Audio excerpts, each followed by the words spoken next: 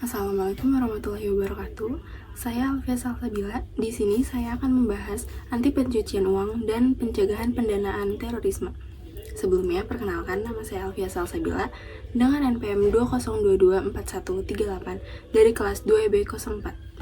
Jadi, apa itu latar belakang dari anti pencucian uang, pencegahan pendanaan terorisme, dan pencegahan proliferasi senjata pemusnah massal, atau yang biasa disebut APU, PPT, PPPS, PM.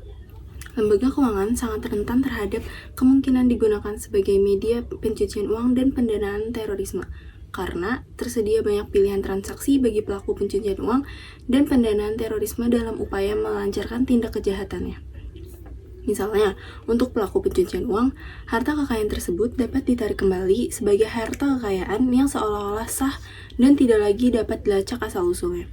Sedangkan untuk pelaku pendanaan terorisme dan pendanaan proliferasi senjata pemusnah massal, harta kekayaan tersebut dapat digunakan untuk membiayai kegiatan terorisme dan proliferasi senjata pemusnah massal. Jadi, apa itu anti pencucian uang, pencegahan pendanaan terorisme, dan pencegahan proliferasi senjata pemusnah massal? Nah, jadi itu adalah program yang ditetapkan oleh Bank Indonesia untuk mencegah dan memberantas tindak pidana keuangan seperti pencucian uang, pendanaan terorisme, dan pendanaan proliferasi senjata pemusnah massal.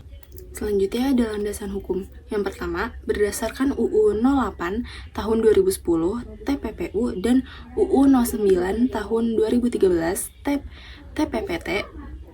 Nah, yang kedua, mengacu pada 40 rekomendasi FATF atau Financial Action Task Force sebagai standar internasional. Yang ketiga, diperkuat dengan Peraturan Bank Indonesia atau PBI nomor 10 tahun 2024 dan PADG nomor 15 tahun 2025. Selanjutnya, ada tujuannya. Yang pertama, menjaga integritas, keamanan, dan stabilitas sistem keuangan nasional agar tidak disalahgunakan untuk kegiatan ilegal seperti pencucian uang, pendanaan terorisme, atau pendanaan senjata berbahaya. Yang kedua, meningkatkan kepercayaan publik, pelaku usaha, dan investor terhadap keuangan Indonesia. Yang ketiga, mendorong terciptanya transparansi dan akuntabilitas di sektor keuangan. Yang keempat, mendukung pertumbuhan ekonomi yang berkelanjutan dengan sistem keuangan yang bersih dan sesuai standar internasional atau FATF. Nah, selanjutnya ada pendekatan dan implementasi. Program APU, PPT, PPPS, PM diterapkan melalui beberapa langkah utama, yaitu yang pertama, ada Risk-Based Approach atau biasa disebut RBA. Nah, pendekatan ini berbasis resiko, di mana lembaga keuangan wajib mengenali dan menilai tingkat risiko pencucian uang atau pendanaan terorisme, lalu menyesuaikan pengawasan sesuatu tingkat risiko tersebut. Yang kedua, Customer Due Diligence atau CDD. Nah, proses ini mengenali dan memverifikasi identitas nasabah, termasuk memahami tujuan dan profil transaksi nasabah untuk mencegah penyalahgunaan layanan keuangan. Yang ketiga, pemblokiran serta-merta atau PSM, tindakan langsung untuk membekukan dana atau aset milik pihak yang terlibat atau diduga terlibat dalam kegiatan terorisme atau proliferasi senjata pemusnah massal. Selanjutnya, dampak positif dari implementasi itu, yang pertama ada meningkatkan stabilitas keuangan dan ekonomi nasional, karena sistem keuangan menjadi lebih terlindungi dari risiko kejahatan keuangan. Yang kedua, memperkuat kepercayaan publik, pelaku usaha, dan investor. Yang ketiga, mencegah pendanaan terorisme serta kegiatan ilegal lintas negara, sehingga mendukung terciptanya keamanan nasional dan kerjasama internasional yang baik.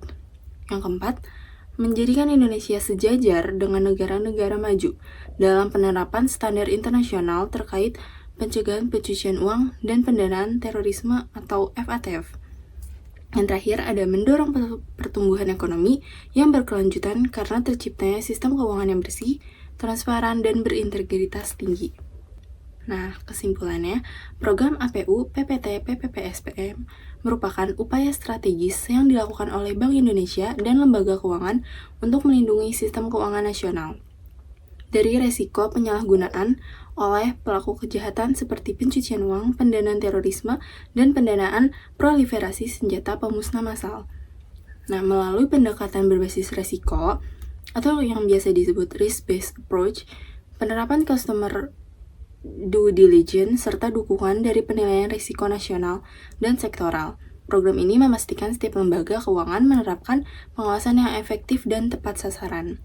Nah, implementasi dari APU PPT PSM memberikan dampak positif yang signifikan seperti meningkatkan stabilitas ekonomi, menumbuhkan kepercayaan publik dan investor, serta menjadikan Indonesia sejajar dengan negara-negara maju dalam penerapan standar keuangan nasional.